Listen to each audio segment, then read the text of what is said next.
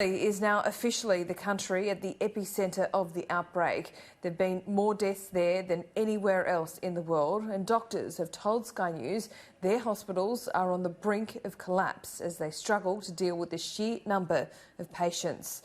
There are now so many bodies in the north of the country that many are being stored in local churches. The Lombardy region is the worst hit. Sky News correspondent Stuart Ramsey has been granted access to the main hospital in Cremona. They've run out of room at the morgue, but they haven't run out of respect for the dead at Cremona Hospital. The next batch of the lost waiting for cremation are laid out in the hospital chapel before collection. Their families couldn't even say goodbye. They're all in quarantine. It's a recurring theme now. Everyone dies alone.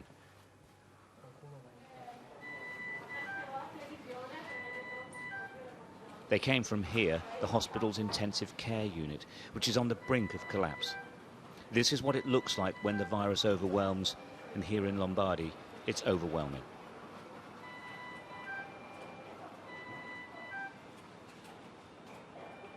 These patients are critically ill. In all probability, they won't make it. The staff have no cure available to them. They're just trying to keep them alive. Every 13 to 16 hours, they turn the patients over to relieve the pressure on the lungs. Without doubt, she wouldn't survive without constant attention. The patients are highly contagious. Where possible, they're observed from a distance, but most of the time, that isn't possible.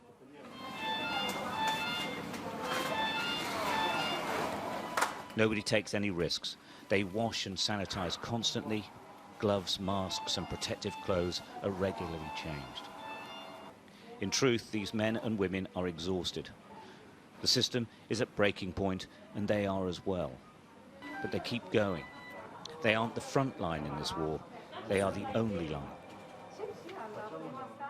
It's a very dangerous, is a disaster, is a tsunami, and we are here 12 hours a day only.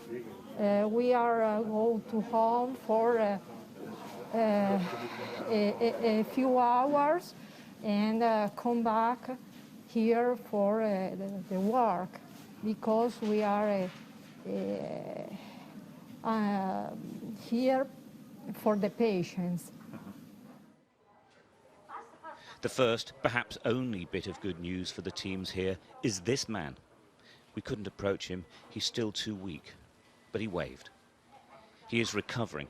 After 2 weeks, he is getting better.